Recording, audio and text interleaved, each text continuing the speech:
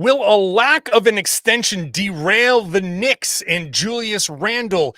We list our make or break players for the upcoming NBA season. And will Jeff Bezos own the Boston Celtics? It's all right now on the Locked On NBA podcast.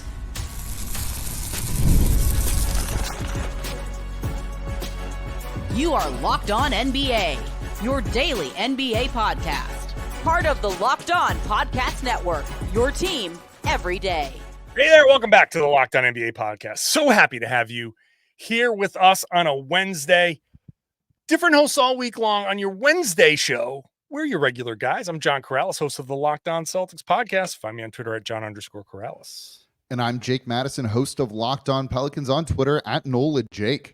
Today's show is brought to you by FanDuel. Now through September 22nd, every FanDuel customer can bet $5 and get a 3-week free trial of NFL Sunday Ticket from YouTube and YouTube TV. Visit FanDuel.com/lockedon to get started. Jake, how are you feeling this week?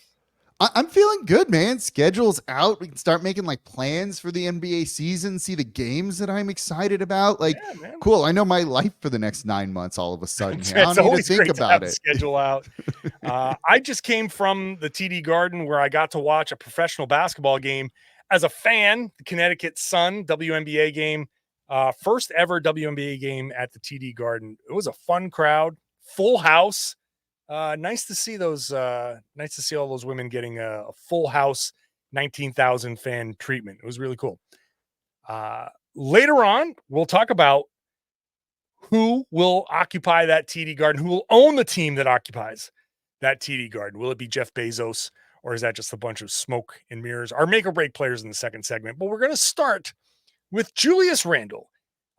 Jake Madison, noted Julius Randle fan. I'm a big Randle guy, actually. There's a couple things about that dude that I really like. And I got some questions for you with this one too, but continue. Okay. Well, Ian Begley of SNY says the extension, which Randle is eligible for, has been eligible for basically all month, back burner for basically him and the Knicks. They can agree to an extension anytime, but according to Ian Begley, he says, hold on. He says this is not at the forefront for either side. Okay. I don't know what that means. Like the Knicks and Randle, are they kind of waiting to see what he can give? Is he waiting to see what he's worth? It seems to me that each side has a reason to wait. So we're going to play our game of real or fake right now. And of course we're going to play. Is this real or fake? Just ask John and Jake. Jake Madison, this extension delay, we'll call it, will torpedo the New York Knicks this season. I'm going to go fake. I'm not worried about this whatsoever. Now, that doesn't mean they shouldn't get a deal done, but I don't think this is really going to cause trouble for the New York Knicks. I look at that team and is there more chemistry anywhere else in the league than on the Knicks, basically with all the Villanova guys? And I know Randle's not a Villanova guy. I didn't play with those guys in college, being from Kentucky and all of that, but man, that team has very positive vibes around them. And there's almost no way that those vibes are going to go away. And even if Randle is unhappy or they're not talking about this contract, they're going to be good this year. They're going to win games and Randle's going to be a key player for them. So I'm going to go completely fake. I'm going to let you answer that. I'm going to ask you a question about Randle and this team though. Okay. I'm going to say real-ish. Because I think torpedo, even though I'm the one that framed this question this way, is a strong word.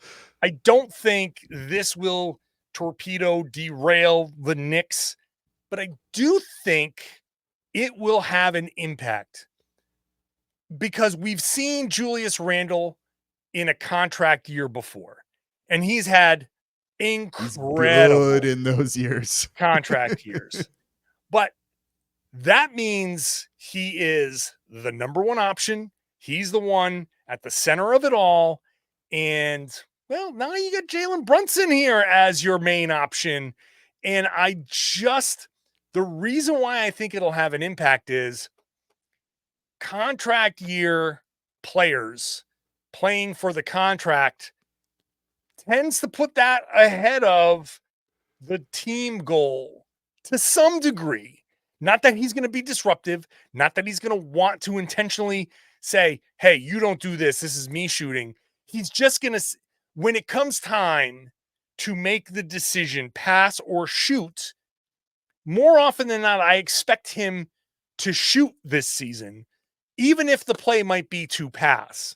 And I think that there might be some times this upcoming season where there's going to be a discussion like, hey, the read there was pass. And Randle's going to be like, well, sorry, I got business to take care of.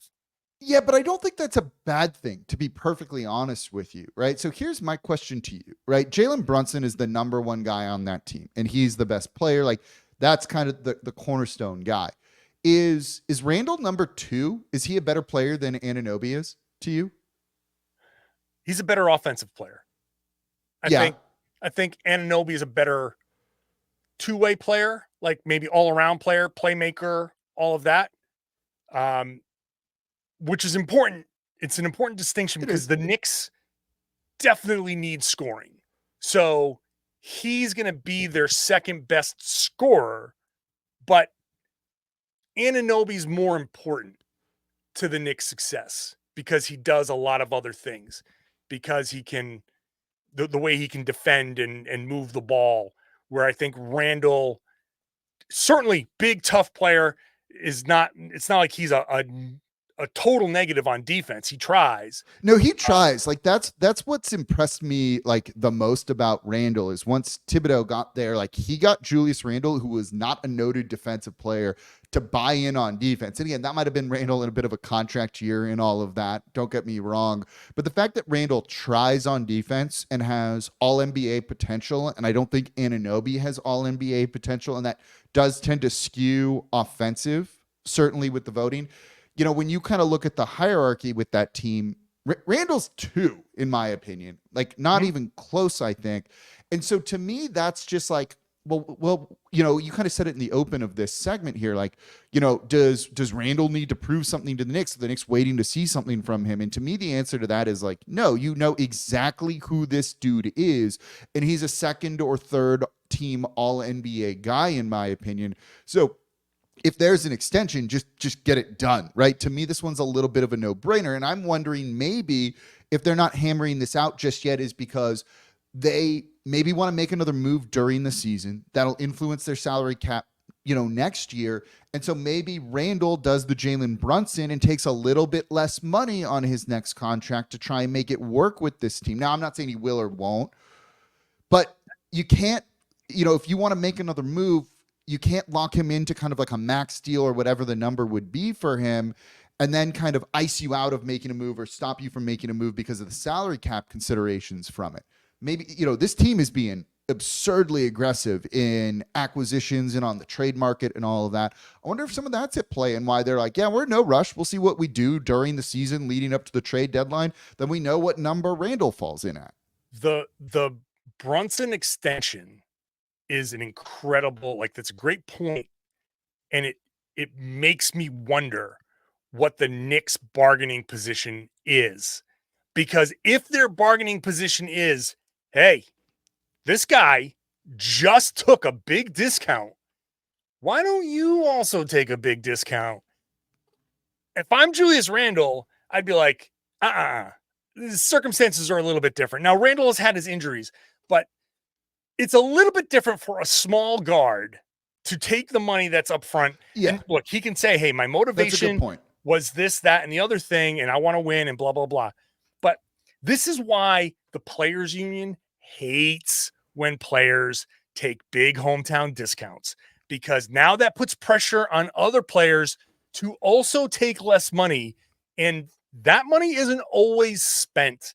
You know, James Dolan isn't exactly, he'll spend money, but he's also like he's at odds with the NBA. He doesn't We like talked the about CBA this on and all Locked On that NBA for the That's right. everydayers here. So the Knicks bargaining position, and if they're throwing the Brunson thing at Randle, which I don't know that they are, I'm just saying. No, like that was some obvious speculation on my part, but if they're it being is, aggressive. if they say Brunson did this, we want you to do the same, that would make this very real for me, because now you have the team. If they pit basically Brunson against Randle and throw that at him, Randle could easily go into the locker room and be like, you are screwing me in my negotiations because you decided to take less money, and now they want me to take less money, and I'm not doing that. Yeah, but but then he's going to have, say that happens, right? Like then I still don't think that rocks them too much because of all the Villanova guys literally loving Jalen Brunson and, being best friends with one another. And at that point, called him their number 2 guy. Yeah, you can't have the team ganging up on the number 2 guy. I mean, you can. Like, I think there's enough talent there. Like, look, without him, you're not winning a title, in my opinion. But at the same point, they want, he played how many games last year? 40 something is what the number was, 46. And they won a lot of games. They made some, they were good in the playoffs. To your point with OG Anunoby maybe being the more impactful, more important guy, they're 20-3 with him, right? Like they're real good with Anunoby out there on the court. And so I wonder that you're like, if we got to deal with the Randle situation, we will, but I don't think it like torpedoes or tanks their season. It might not let them reach their full potential. But in my opinion, even if there's issues with Randle, they're still a top 4 seed in the East. And that's kind of how I'm viewing it from that lens. I guess the point that I'm making, I'm obviously theorizing and saying if, it just means that the Knicks have to be very delicate in their negotiations. Yeah, because you can't do that. Hey, Jalen did this. You really can't, because you are pitting those two against each other. You do not want to have any discord amongst any of the teams, because the Celtics are sitting there as the favorites, the current champs, and the Knicks are seen as perhaps the biggest threat to the Celtics.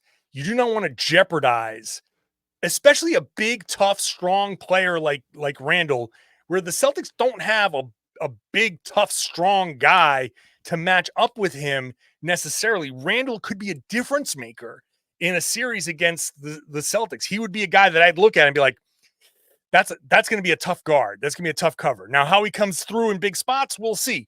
But he could be a tough cover. You need him. You need him to be at his best, and you need harmony, and you do not want to do anything in these negotiations, whether they are eventual or not. You do not want to do anything in these negotiations to create any discord amongst any of these guys. Let me ask you this. Would you say this is a make or break year for Julius Randle? I was going to use that exact segue. Were you really?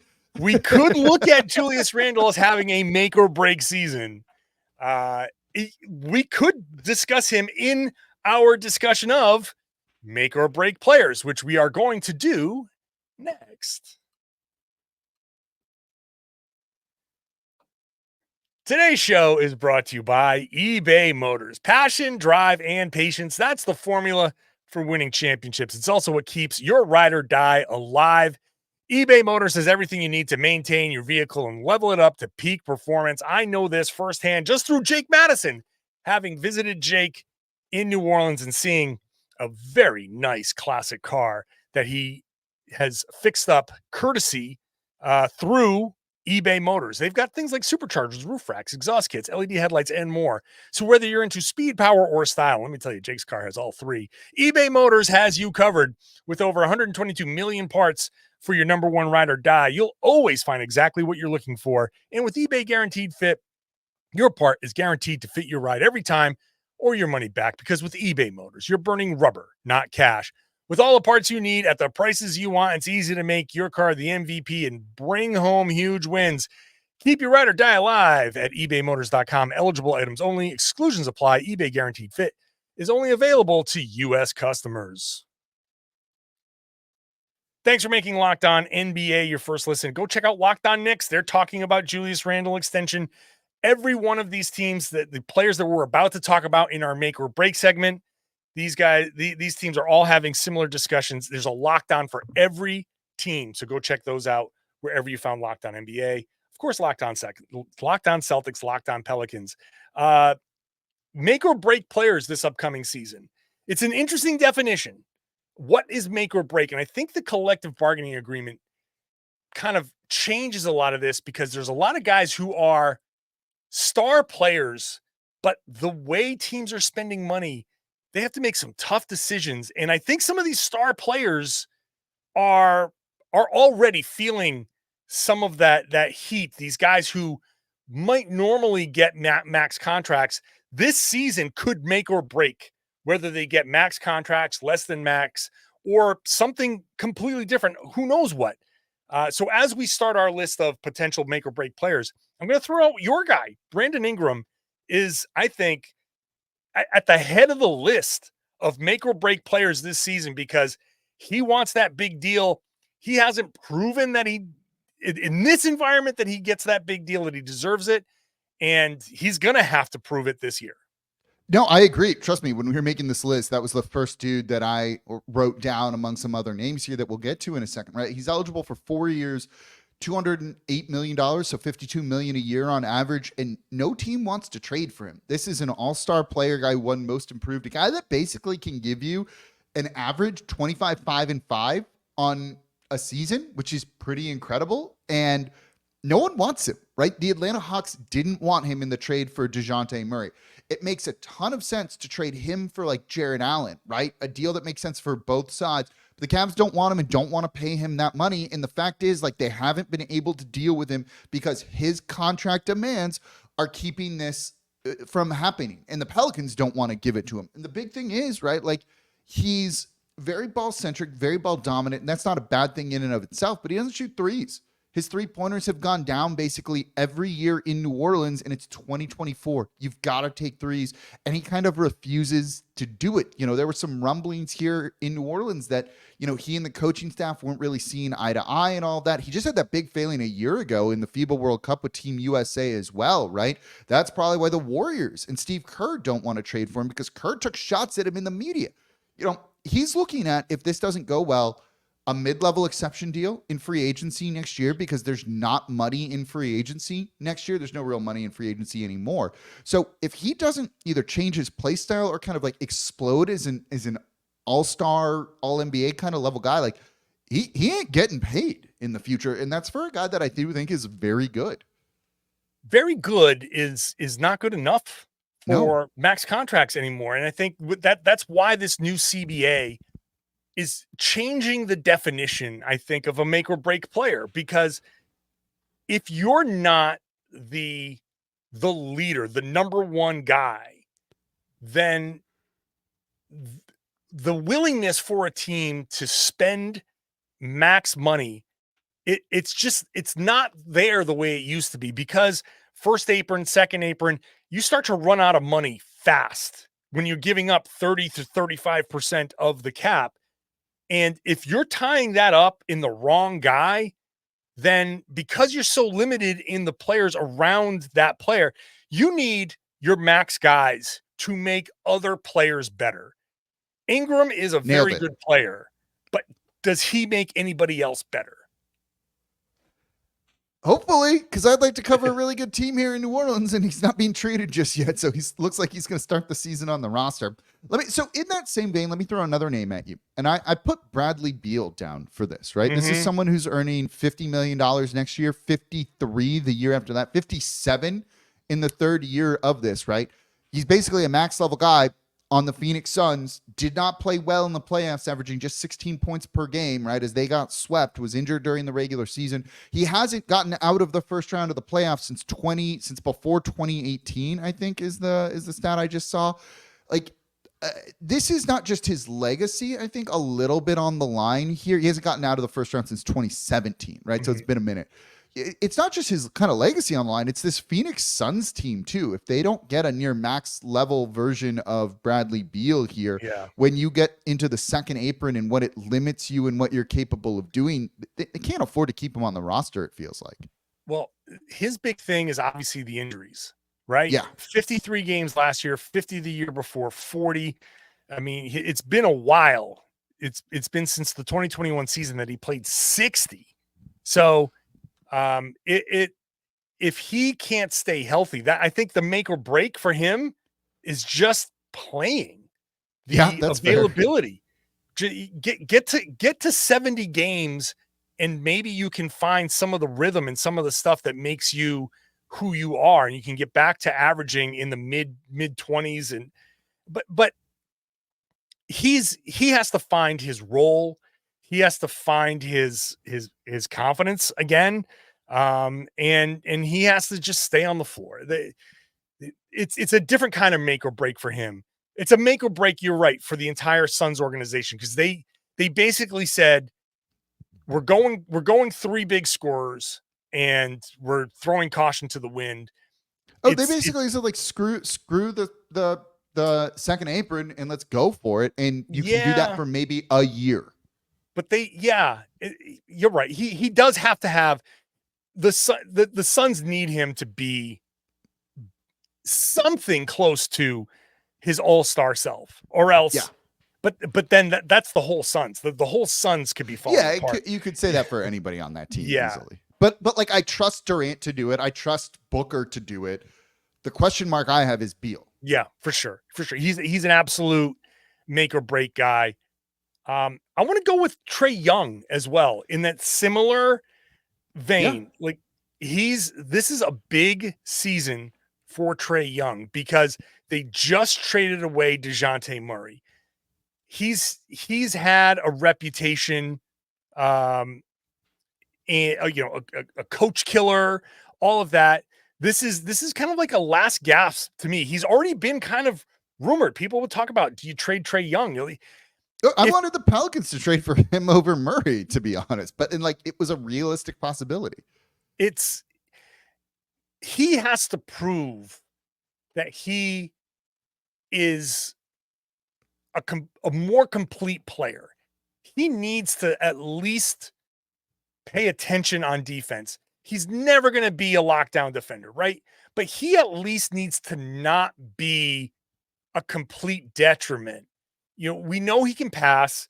He needs to be a little bit more selective with his shooting. He needs to just kind of admit to himself that he's not Steph Curry out there. He shoots like he's Steph Curry, but his percentages aren't really that level. Like, you have to have a little bit of, I love the confidence, but a little bit of self-awareness to say, maybe you don't fire some of the shots that you fire.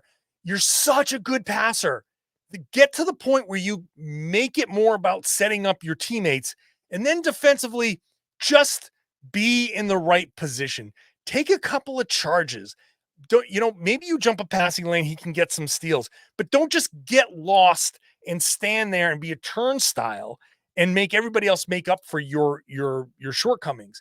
If he can kind of have a little bit more self-awareness and fix a couple of those things, then maybe he can live up to some of that promise. And I think he's extension eligible after this season. He's got a lot of money on the line. So he's definitely one of those candidates for me. I think so. Look, they've eliminated the excuses at this point. Oh, okay, it didn't work between you and Murray. That fit's not right. Well, they traded Murray, right? They brought in some defenders, getting Dyson Daniels from the Pelicans there. They got more ammo to make other moves. They're trying to kind of recapture what they had on that run to the Eastern Conference Finals, where I think it was a fluke. They got a real friendly schedule. They went up against the Sixers and Ben Simmons, who couldn't shoot, right? They had a favorable matchup in the first round.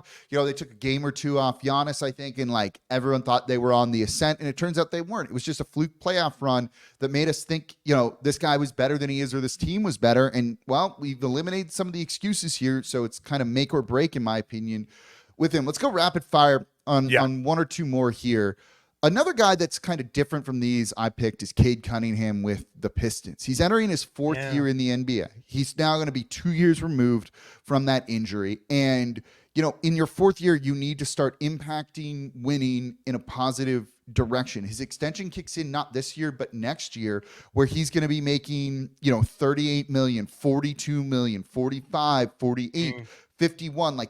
these are the years where you need to live up to that contract. Is he a good stats guy on a bad team, somewhere in the middle with all of this? But like, it's the fourth year. This is supposed to be the breakout year, especially with that extension looming. Otherwise, you're just not worth the money, and that hampers your team building. I agree with most of what you said, but because of the big extension, because of the coaching turmoil, because of all of those things that are out of his control, plus There's the a lot. injuries and all of that, like the Pistons have not done him any favors. No, I agree with that. That I think, like, yes, this should be a breakout season for him. Make or break, not quite. I'm willing to hold off on that, but it's not out of the question to say the Pistons might have to look at in the next season or two whether Cade Cunningham is really their guy to be the cornerstone of their franchise. That I think is fair, but it's not. I don't think this is the season where you get that answer. That's fair. Okay. Final one. Man, we are going way long. Damian Lillard. That's a little interesting to me. Like, that dude's got a legacy. It's kind of locked up, in my opinion. He does. And this isn't a reach, but he carried Portland to levels that they never should have gotten. That's established.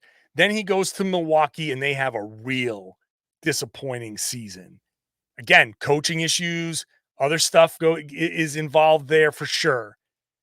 It's not necessarily make or break, but man, if they have another disappointing season, his legacy takes a hit to me, because if Milwaukee flames out again, what they gave up to get for Damian Lillard, and they get him, and if they flame out twice in a row, then it's like, ooh, all he can be is like Damian, the number one guy.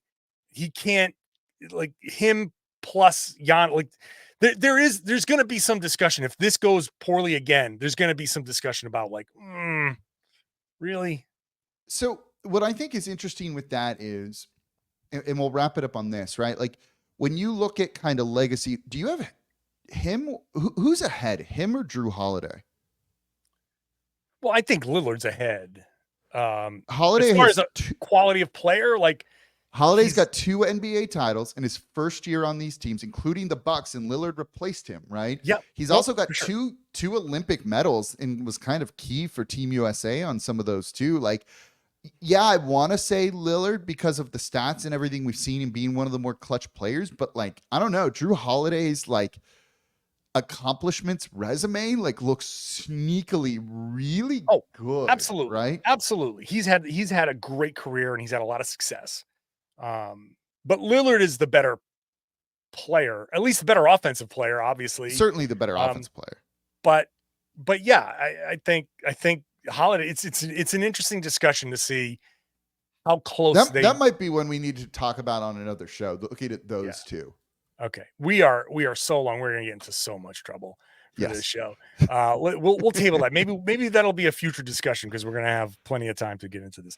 Jeff Bezos owning the Boston Celtics. Is that a possibility? We'll talk about that next. Today's show is brought to you by FanDuel. FanDuel has given us a very cool thing, because if you're a football fan, now through September 22nd, every single FanDuel customer, all you got to do is bet $5 and you get 3 weeks free of NFL Sunday Ticket from YouTube and YouTube TV. And I know that they're doing very cool things now on YouTube and YouTube TV with the multi-view. You can not only just watch out-of-market games on there, you'll be able to watch like 3 or 4 and have them going at once, so you can do your own sort of red zone on that. That's going to be super cool. Try it for free for 3 weeks. Just bet $5 on anything at FanDuel, America's #1 sportsbook. Then, you can watch. All you need is a Google account and a current form of payment. You can cancel at any time to get your 3-week plan for free to watch every regular season Sunday afternoon out-of-market game. Visit FanDuel.com/lockedon to download America's #1 sportsbook.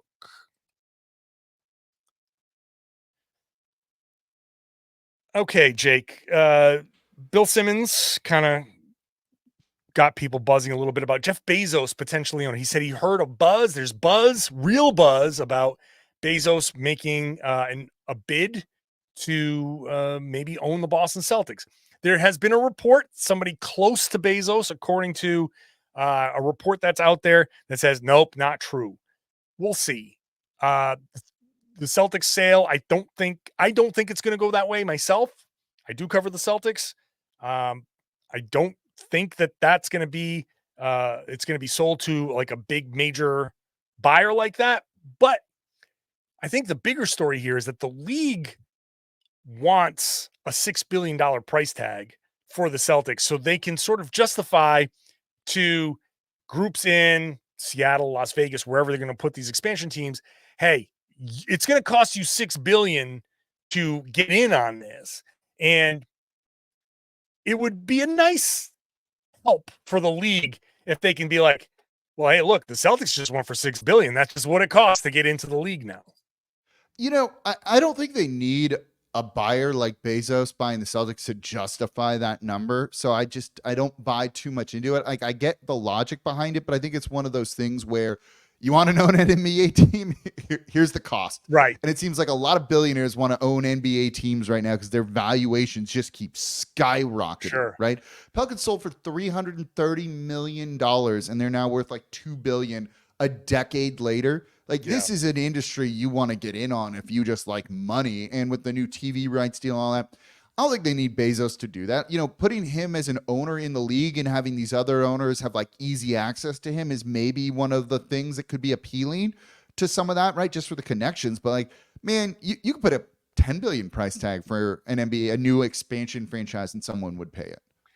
I think the league wouldn't mind an upgrade in arena for the Celtics. At some point, the TD Garden is fine. Like, it's a good arena.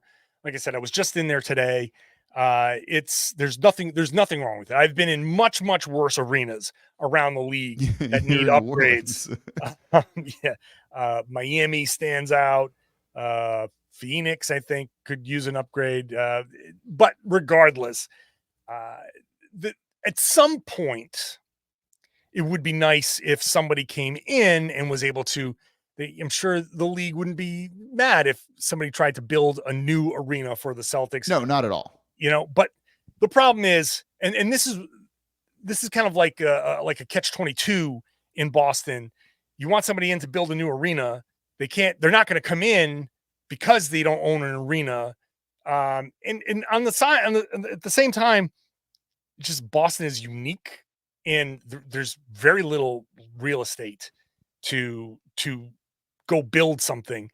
I don't think a guy like Bezos would come in paying rent to the Boston Bruins, who own the arena, and just sitting there saying like, oh yeah, we'll figure something else out, and then have to go through all the hoops around Boston to build a new arena. But Boston hasn't had an all-star game since the mid-60s. I'm sure the league would love to have an all-star in Boston, would love to have an owner that can a building that can accommodate that. Not to say that TD Garden can't, but I don't put much stock in this. I agree with you that they don't need Bezos to come in and influence what the expansion teams are going to cost. I just think when it's like when a house is for sale in your neighborhood and you want to see that sell for a nice high price, because then your house, like, yeah, look, maybe I can sell, and everybody wants. It's going to only raise valuations up some, and there's strategic reasons, right? I wonder if there's some sort of conflict of interest if Amazon does get like one of the streaming packages from the NBA. Like, how would that kind of factor into things too? That's a good point. Who would get real upset would be Dolan with the Knicks over something like that. He'd probably be furious. He'd like veto that sale, I would imagine. He probably would. But there's like strategic and interesting reasons for all of it. But look, man, when those, we've talked about this, when those two teams, the Seattle and Vegas franchises get put in, they're going to go for an astronomical number, and someone will pay them, and they could probably go for more than that. But yeah, it's going to be a lot of money pouring into the league with those two teams. And this is a question that's been raised. If Jeff Bezos is going to spend $6 billion to buy a team, why not get in on Vegas or Seattle? It's a good point. Like, start fresh. It's your team. There's no history involved. You don't have to deal. Look, getting into the business, the Boston Celtics business can be lucrative. It's a legacy franchise. It's one of the more popular franchises around in all of sports. But the Boston roots, like, you could never, ever move the Boston Celtics. You can move. If Vegas kind of like flames out, you can be like, hey, it didn't work. We're moving you to, I don't know, St. Louis or wherever, Kansas City. You have those options. If you're not making the money you thought you were going to make in Boston, you can't be like, I'm moving the Boston Celtics. Yeah, that's fair. Absolutely forbidden. So it just makes more sense to, if you do want to own a franchise, sure, he's worth $200 billion. Yeah, it's like no money to him. Yeah, but go buy the Seattle one, and be a hero. You would not be able to move the Seattle one. That's true. That's true. I don't think either of them will end up getting moved. I think they're both going to be lucrative, but it would, that would be brutal. But you'd be a hero in Seattle if you bought that team. Oh yeah, big time. And created an Intuit Dome type of place, the Amazon Center, where you can go pick up your packages and watch a game and whatever. So yeah, who knows? But I just don't think it's with the Celtics. Celtics ownership thing is going to be weird and complicated. Just like us.